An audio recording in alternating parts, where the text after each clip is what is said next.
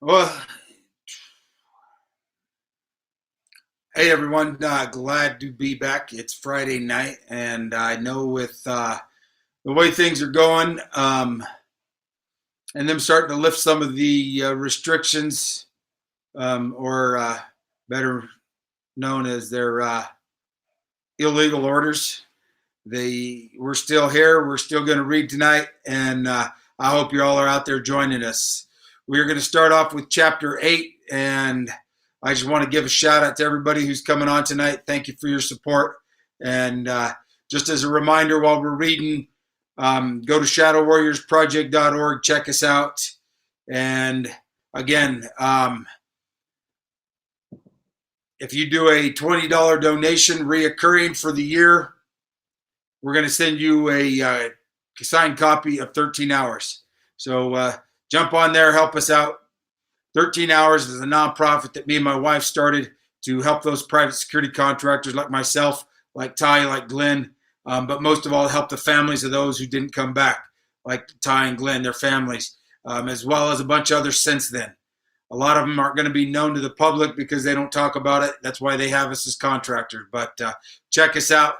And I know it's hard times right now, but if you can, reach deep in your pockets, know that you're going to be helping somebody who's really struggling.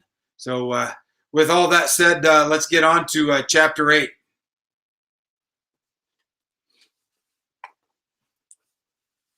Chapter 8, the counterattack. After clearing the talk in the cantina, the operators, the DS agents, and their Feb 17 reinforcements returned to the villa. It was difficult to say how many of the militiamen had found their way inside the compound, but the operators had estimated the number to be as high as 40 to 50. All the Americans were at the villa except for Tig, who mistakenly believed his colleagues were still destroying classified material in the talk. They left without alerting him, so he spent about 5 minutes alone at the carport, providing solo security for an empty building.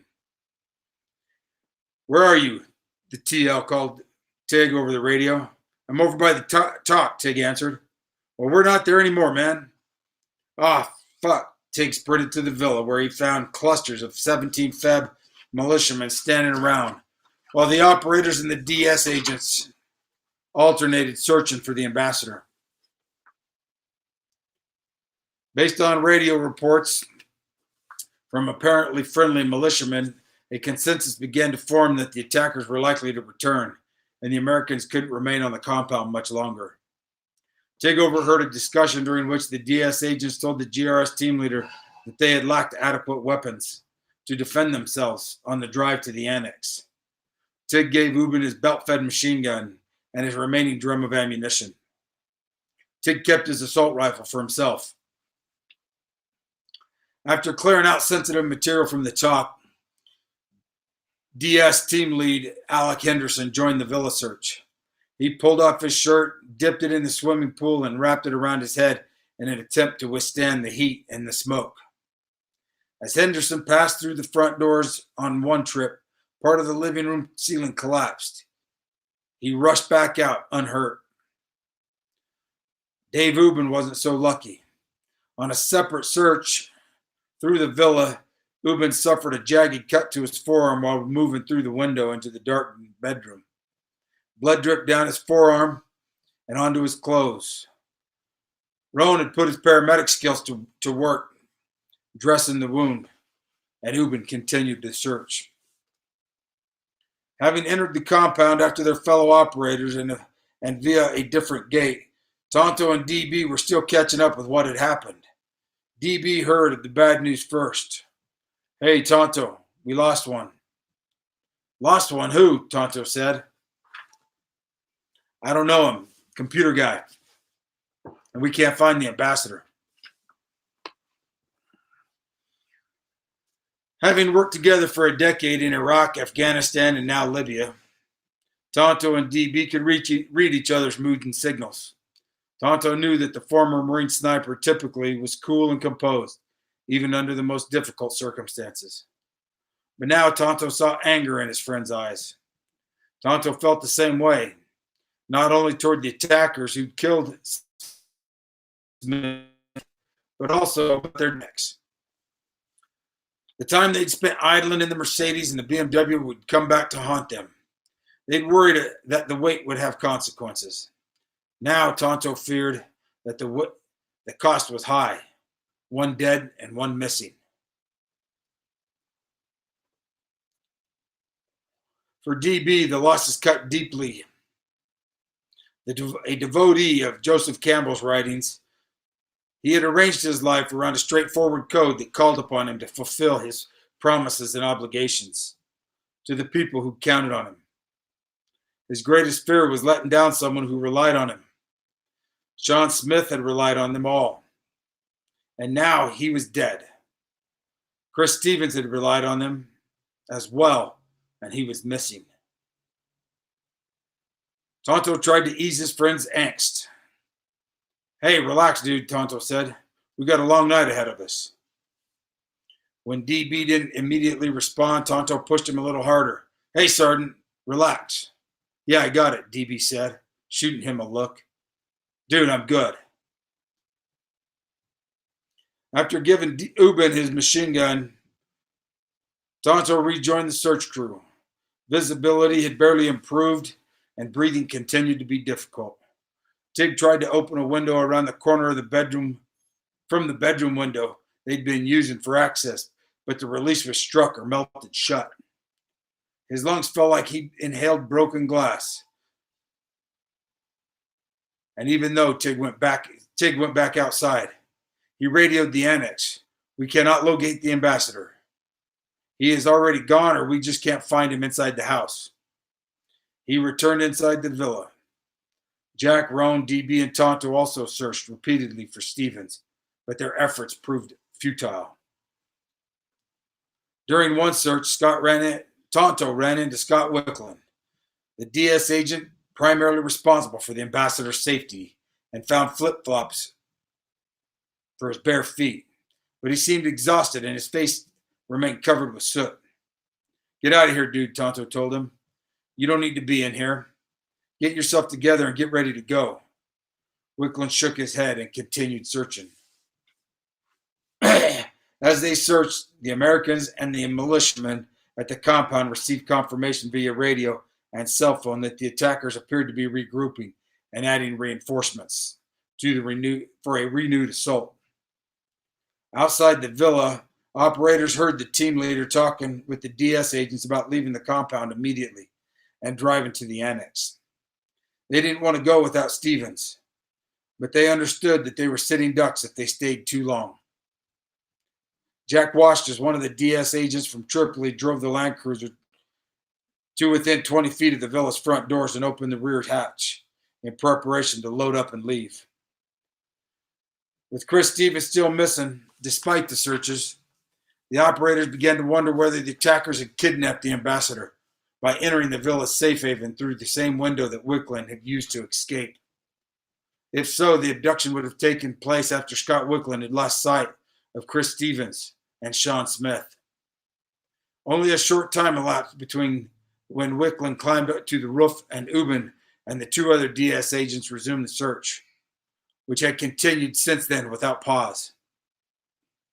But the operators couldn't rule out an abduction.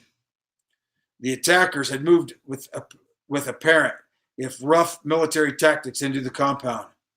Perhaps they'd planned all along to snatch Stevens, and the fires they'd set gave them cover and just enough time. Standing near the window leading to the safe haven, Roan and Jack noticed a square support column with a bloody handprint about 5 feet above the ground. It looked as though an injured person had tried to grab hold of the concrete jam as he was being carried away. I wonder if that's the ambassador's handprint, Roan told Jack. The more the operators discussed it, the more a kidnapping seemed plausible. When Wicklund last saw them, Chris Stevens and Sean Smith were together. Why had they been able to find Smith but not Stevens? Why had the attackers left almost as quickly as they'd come? Had they already achieved their objective? Another possibility Stevens had somehow escaped on his own through the window when Wicklund was on the roof and was hiding in the unlit orchard. But that seemed like wishful thinking. A short time later, outside the villa, Dave Ubben asked Jack to help him retrieve laptops and more classified material from the talk before the DS agents left. Jack saw Tonto nearby and called him over to help as well. The three-man team moved tactically, crouched down, guns raised. They believed that the attackers were on their way back to the compound, and they still harbored concerns that some friendly militiamen might turn unfriendly. Although Tonto had previously cleared the talk with Ronan DB, he and Jack knew they needed to consider it under negative control. When they reached the talk building, Tonto told Jack, "Hey, you guys go ahead. I'll stand outside and make sure nobody comes in." Dripping with sweat, his arm throbbing, Tonto took a knee, about 10 feet from the talk entrance, covering them. Again, he found himself thinking how bright the stars looked in the black sky. Tonto focused his attention on the northeast corner of the compound, a darkened area where an empty gardener's shack was built against the wall. With no light in that area and a large expanse of dirt around it, Tonto worried that an attack could come from that corner without anyone noticing. He kept watching that direction. Jack led the way into the talk building. He and Dave Ubben moved quickly to the room where Alec Henderson had established the command and communication center when the attack began. They had a two-man tactical entry, with Jack taking the lead and Ubben following immediately behind him. When they were sure it was empty, both men let their weapons hang. Wasting no time, they grabbed every laptop in the well-lit 10 by 15 foot room. Hard drives needed to be taken too. They were held in place by half-inch thick black wires. Disconnecting them would take too long. So Ubben held the wires taut while Jack cut them with a serrated paramilitary knife. They added the hard drives to the laptop pile. And as they worked, Jack steered clear of a large window opposite the entry door. The lights were on in the talk, which meant that they were illuminated. Easy targets if someone wanted to take a pot shot through the window. After one last look around, Ubben told Jack, "We've got everything we need." The guns still hanging by their sides, the two men scooped up the laptop computers and hard drives and headed for the door. Before stepping out, Jack caught Tonto's eye. They exchanged nods. "We're good," Tonto called, still on his knee, gun up, scanning for trouble. As they returned to the villa, Tonto noticed that the back gate remained open. His mind flashed to the 17 Fed commanders he'd told to lock it behind them. Gosh dang it, Tonto thought. That cockback MFer didn't shut the back gate. The gate was perhaps 100 yards away, so Tonto knew that he couldn't do anything but spew about it. Tonto took the point, moving on high alert with his rifle at the low ready. Jack and Ubben looked like they'd just robbed a Best Buy. They hustled back toward the villa, half crouching as they ran in the dark. Jack felt defenseless with his gun down by his arms filled with computer equipment, so he kept especially close behind Tonto.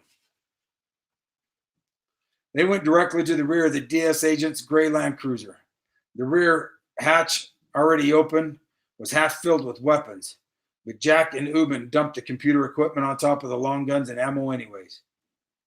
The armored Land Cruiser, which had bullet-resistant windows and run-flat tires, faced toward the compound's front gate.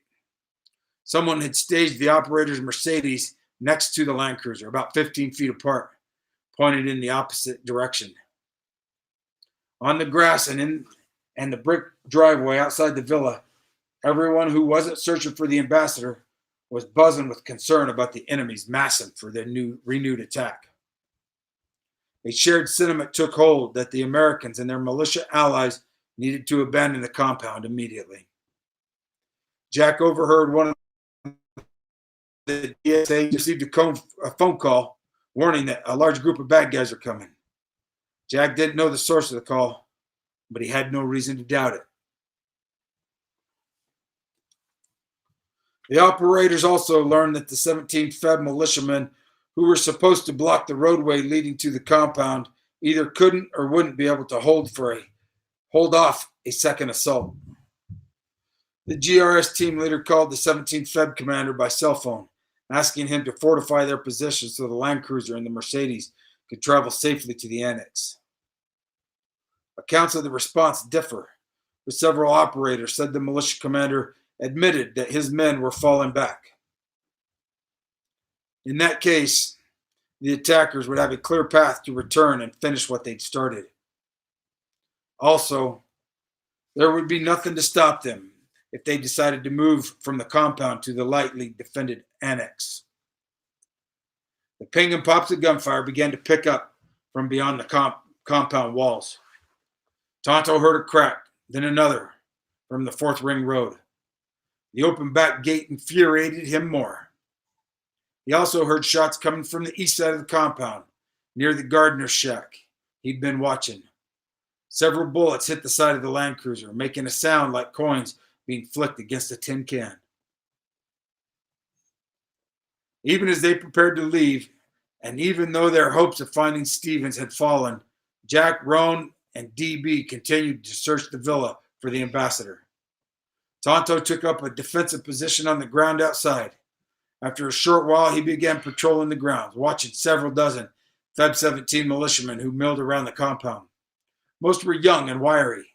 But Tonto became intrigued by a short, heavy-set man who looked to be in his 50s. The man carried a shiny, nickel-plated AK-47 and dressed as though he'd just left an office job, with a dark blue pants and a tan button-down dress shirt. Tonto couldn't tell if the man was a battle tourist or a fighter.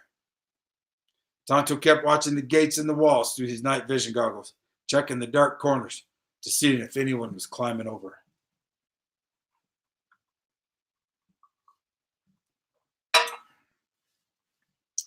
A call came over the radio from the team leader for everyone to muster at the vehicles for immediate departure. No one wanted to leave Christopher Stevens unaccounted for, but they'd searched repeatedly with no success. So it seemed likely to several of the operators that he was in enemy hands. If Stevens somehow did remain inside the villa, perhaps deep within part of the safe haven they couldn't reach through the flames, Sean Smith's death by apparent smoke inhalation convinced the operators that the ambassador was surely dead as well. In that case, the work would no longer be a rescue mission, but a recovery effort. With a force of attackers approaching from beyond the walls, they couldn't justify retrieving a body if it meant more American casualties. The TL made the call to leave, and all the operators were in agreement. Roan and Jack carried Sean Smith's body to the back of the Mercedes SUV and placed it inside the cargo area as gently as they could. Tonto came over to see Smith and pay his respects. He'd spoken to with Smith only once, and he wanted to be sure that this was the man that he'd met. Tonto gently turned Smith's head to see if he recognized him. It was hard to tell, as Smith's face was still blackened by soot. Tonto laid his head down and shut the cargo door. Roan slid into the Mercedes driver's seat. The team leader and Henry and the translator continued talking with the Feb 17 militiamen. The 5 DS agents crowded into the Land Cruiser, ready to go. Although still worn out from the ordeal and suffering from smoke inhalation, Scott Wicklund took the wheel. An agent from Tripoli rode shotgun. Dave Ubben and Alec Henderson squeezed in back with the other Tripoli agent. Before heading toward the Mercedes, the team leader and several other operators warned Wicklund to turn left and not go right when he drove out of the compound. Going to the right, which would have taken him to the east, might have seemed a more natural route because the annex was located southeast of the compound. Also, that was the route the DS agents normally traveled to the annex. team leader and the attackers were massing in that area, and a right turn would put the Land Cruiser directly into their path. By turning to the left, the DS agents would be retracing the route the operators had used in reverse, which would steer them through areas that might still be protected by the 17th Feb militia. From the back seat of the Land Cruiser, Dave opened the door and called to Jack, who was outside near the Mercedes. "Hey, we don't have a radio. Do you guys have one?" Jack went to Roan, who had somehow acquired a second radio. Jack carried it to Ubin so that they could remain in contact. As he walked back to the Mercedes, Jack heard a whooshing sound, followed a split second later by an explosion.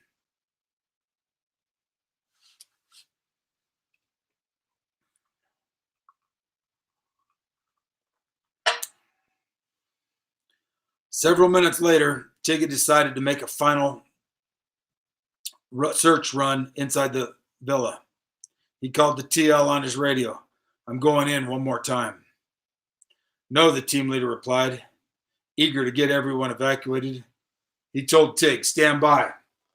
Stand by." Tig complied, but only briefly. The operators and DS agents were hanging around the vehicles, so he figured he'd attempt one last search before they left. He considered it most likely that Stevens was still somewhere inside. Tig had been thinking about the aftermath of the 1993 Battle of Mogadishu in Somalia, memorialized in Black Hawk Down, particularly the part when locals had dragged the bodies of American soldiers through the streets. "They're going to be doing the exact same thing to the ambassador," Tig told himself. "That's something I don't want to see. We got to find him." Tig stripped off his heavy Rhodesian assault vest and left his assault rifle outside the villa window. He'd broken his night vision goggles when he banged them on the window frame during the previous search, so he left them and his helmet outside as well. Carrying only his flashlight and pistol, wearing his thin body armor over his shirt, Tig took several extra-large breaths, held the last one, and went in through the bedroom window. The rooms remained hot and smoky, so Tig crawled or slid on his belly. He moved through the bedroom and checked both sides of the bed, finding nothing.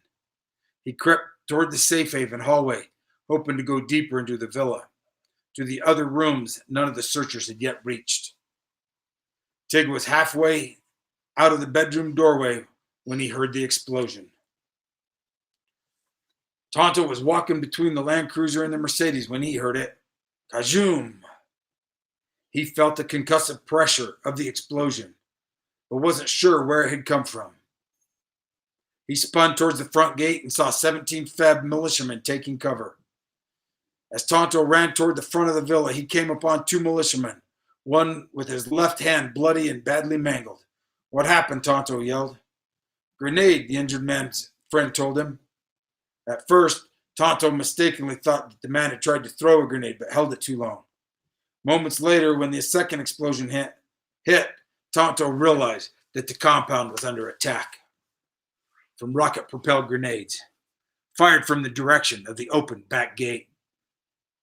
Gunfire sputtered toward the Americans and their militia supporters from the area of 4th Ring Road. Counterattack, Tonto thought. They're going to start coming in. They're going to try to take this thing back over. Scanning to see where the attackers might enter the compound, Tonto caught sight of DB running to join him from the front of the villa.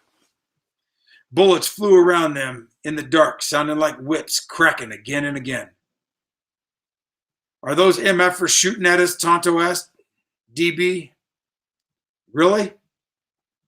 They were exposed on the front lawn, so Tonto and DB ran to take cover at the Land Cruiser. Tonto saw muzzle flashes coming from the back gate. He placed his weapon across the hood of the armored SUV and began firing. Tonto wasn't wearing earplugs, so the reports from his rifle blew out his left eardrum. After the first grenade, the team leader had radioed the DS agents to the Land Cruiser. "Get the fuck out of here. Go, go, go." Tonto had arrived at the shift into gear.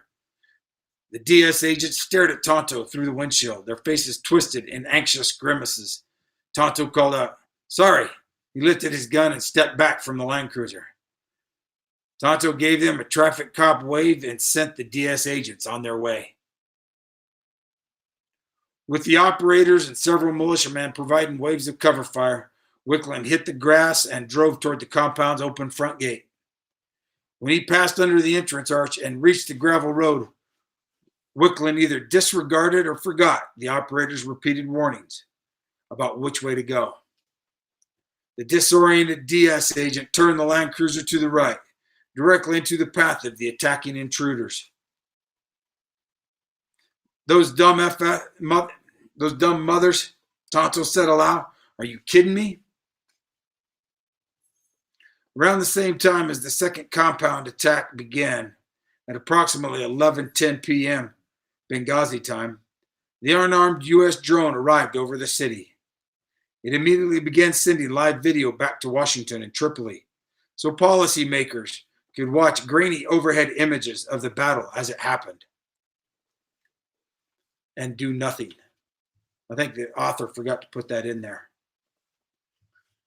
After the Land Cruiser pulled away, Tonto stepped in to the other side of the brick driveway, moving across the firing line for a better angle to engage the attackers. He took a knee and continued shooting. Wherever he saw a muzzle flash, he returned fire.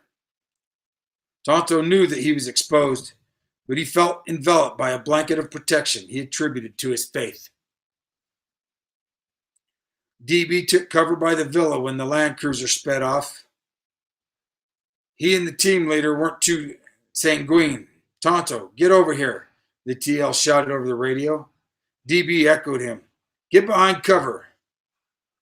Well, Tonto stayed put. He believed that if he hadn't been shot yet, a spiritual power must be watching over him. Tonto's other motive was his training on how to respond to an ambush. Tonto intended to aggressively engage their attackers, to demonstrate superior firepower and prevent the enemy from feeling emboldened. Throw everything at them. Put them back on their heels, he told himself. Tonto heard gunfire originating from his right. He looked over to see a 17th Feb militiaman, none other than the older man with the civilian clothes and the nickel-plated AK, supporting his position from about 10 feet away. The younger militiamen were nowhere to be found, but this short, stout, 50-something man was on one knee, firing alongside Tonto toward the back gate. Tonto couldn't help but smile. It was still just the two of them, and despite his trust in angels on his shoulders, Tonto felt outnumbered. He grabbed his radio with his non-shooting hand and pressed the talk button with his thumb. "Hey, I could use some help. It'd be nice if someone could join me over here." "Roger that," DB answered, running over to assist the former ranger and the senior militiaman. As they poured bullets toward the back gate, knowing that Tonto had been sending rounds freely, DB slid him an extra magazine across the driveway.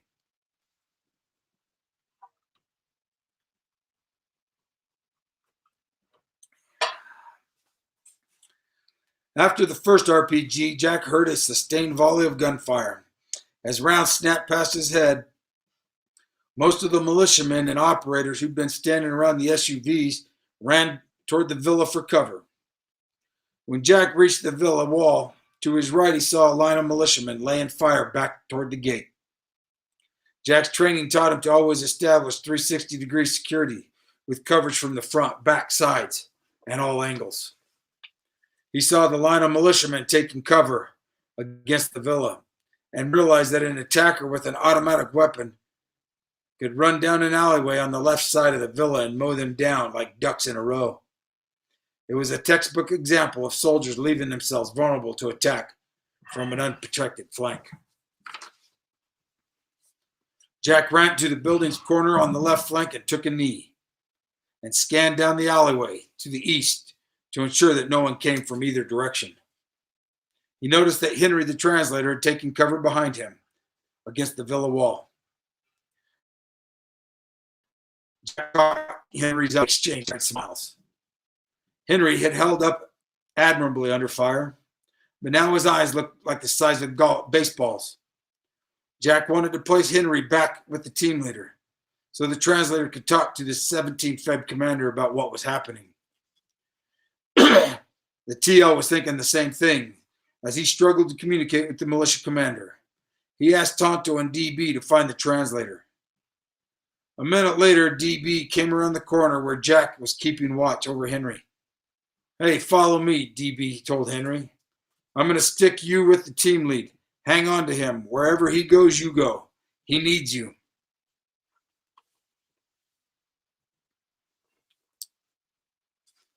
When the first RPG hit, Tig leapt from the hallway entrance inside the villa and rushed back to the bedroom window.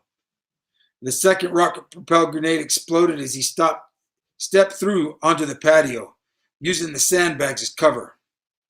Tig threw on his Rhodesian vest and helmet and grabbed his rifle. As he jocked up, he heard the zips and snaps of rounds coming in his direction. Tig looked toward the front of the villa and saw a 17th Fed militiaman in jeans, a t-shirt, and a protective vest similar to his. The lone young militiaman returned fire toward the back gate with an AK-47. As Tig looked around, he saw the ladder that led to the roof. He climbed to the top, leapt over the concrete parapet, and scanned the roof to make sure he was alone. Although the fire raged below, the poured concrete roof seemed in no immediate danger of collapse. The more imminent threat came from bullets flying in Tig's direction. He radioed the team leader to report his location. If I get shot, Tig thought, I want somebody to know I'm up here. Tig looked for flashes of gunfire coming from the northeast corner of the compound, but didn't see any. Staying low, Tig moved across the rooftop's corner to the corner facing the rear gate, which led out to 4th Ring Road. Gunfire kept coming from that direction, and he wanted to suppress it. Tig popped up with his assault rifle ready. Framed by the open back gate was the silhouette of a man. He stood in the road about 5 yards back from the gate, with a rocket-propelled grenade launcher on his shoulder. His head was tilted a few degrees off center in the firing position. The RPG pointed directly towards the villa. As quickly as Tig could, he squeezed the trigger on the semi-auto assault rifle and let loose with 10 to 15 rounds. The man with the RPG dropped backward onto the street. His arms flopped down and the launcher skittered off to the side. One of Tig's rounds apparently struck the grenade as it launched, sending it spinning harmlessly off to one side. The moment was captured on film by a security camera inside the compound. The steady gunfire that had been coming from the back gate stopped almost immediately, as though the sight of the fallen grenade shooter stunned the other attackers into silence. When the shooting by the attackers stopped, a radio call went out telling the operators to join Tig on the villa roof. Roan had already begun providing medical care to several injured militiamen. He finished quickly and rose up to the ladder. Before Tonto went to the roof, a 17th Fed militiaman approached him outside the front of the villa. Sir, he said, I found this. The militiaman handed Tonto a BlackBerry smartphone covered in soot. Tonto wiped the screen with his left thumb and saw what looks like a U.S. phone number. He thanked the militiaman and put the device in his pocket. He climbed the ladder, as did DB. Jack felt spent as he moved to join his teammates up the ladder, his body armor weighing him down like a man trying to climb from the bottom of an empty well. He'd known that feeling before, and it reminded him of his SEAL training days. Even more, it reminded Jack of how he felt when he first tried to pass the screening test to win admission to the SEALs training program. As Jack climbed the ladder to the villa roof, the SEAL screener's question remained seared in his memory. If I light a fighter under your ass, can you get over that bar? Now, fire literally was under his ass. and pulled himself to the roof and spread out with his fellow operators. All took fighting positions, establishing a defensive perimeter from their elevated vantage position. Before heading to the villa roof, DB had told the team leader that time was their enemy. Not only were they in danger at the compound, but the annex grew more insecure the longer it remained without a full complement of operators. We need to round up all the Americans we can and evacuate, DB told the TL. Within minutes of the operators assembling on the roof, their radios rang out again with a call from the team lead. Consolidate now. We're getting the hell out of here. They climbed back down, with Tig covering the others as the last man down. Roan got behind the wheel of the Mercedes. Jack rode shotgun. Tonto got into the back seat. DB and Tig climbed into the rear cargo area with Sean Smith's body. They positioned themselves to watch through the rear window to make sure no one was following them. The team leader and Henry remained outside talking with a Feb 17 militia leader. Jack opened the Mercedes door. Get the fuck in the car, he told the TL. We got to get out of here. The team leader looked over to him. Without a word, he and Henry got into the back seat alongside Tonto. The barrels of their guns still hot. 7 men and the body of an 8th were crammed inside the armored Mercedes SUV. Tonto gazed through the side window at the faces of several stunned-looking militiamen who felt certain had just experienced their first firefight. Beyond them, Tonto saw the villa and the barracks still on fire. The light cast by the flames across the thick lawn made Tonto think of a flawless soccer field ready for a night game. It was about 11:30 p.m., or roughly 2 hours since the attack began. As they sat in the Mercedes, none of the operators knew how many of the attackers their bullets had hit in the dark. The compound wasn't littered with bodies, as some armchair warriors would later suggest. But the operators knew that their defense of their country, of their countrymen and themselves, they had inflicted damage on at least some of their enemies. Roan did a 3-point turn, steering the SUV in the opposite direction, heading to the front gate. Squeezed shoulder to shoulder and thigh to thigh, the sweaty men, the weary men, collected their thoughts. Jack braced himself and gripped the gun between his knees, knowing that they might be heading directly into an ambush.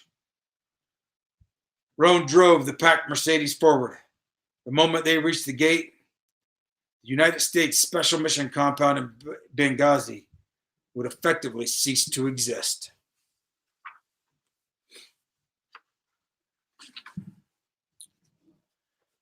Well, hey, everyone. I want to thank you again for hanging in there with me tonight.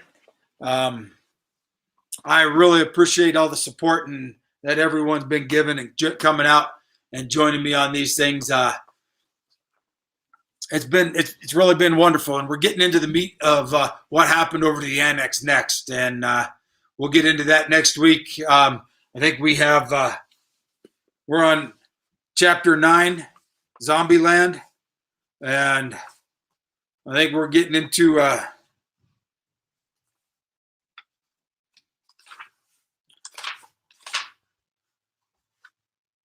chapter 13 is the convoy.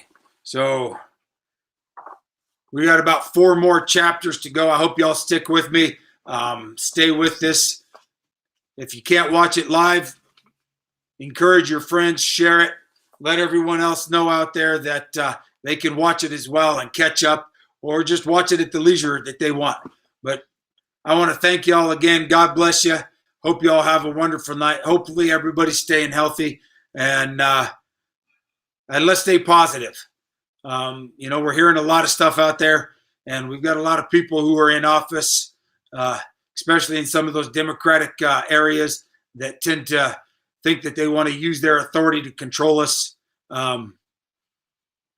Keep your calm, but be ready for what needs to come. But God bless y'all. Thank you for standing tall. Thank you for standing strong. And we'll see you next Real quick, by the way, next week I'm heading up to, I'm going to make a run up to Canada. Got to get some training done with Roan and with Freya, the two dogs that we've got, the Belgian Malinois and the Dutch Shepherd.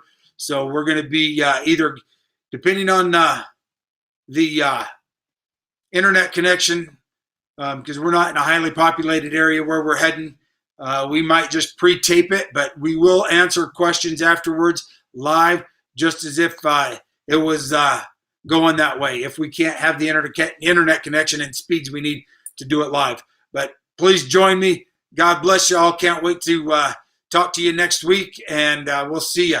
Heading up to Baden Canine, got to give a shout out to them because they're going to host me for a week, and we're going to get some great training in. We'll see you.